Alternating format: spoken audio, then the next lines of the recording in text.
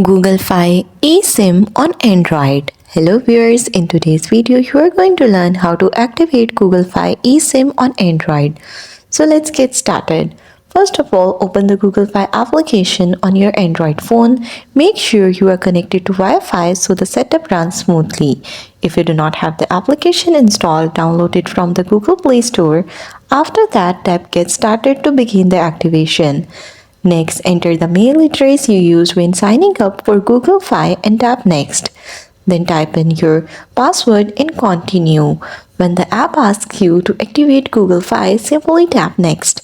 Now review your service details and confirm by tapping Next again. Finally, wait for the activation to complete. Once it's done, your phone will be ready to use with your Google Fi eSIM. And that's a quick and simple way to activate your Google Fi eSIM on Android. Thanks for watching. Don't forget to like and subscribe.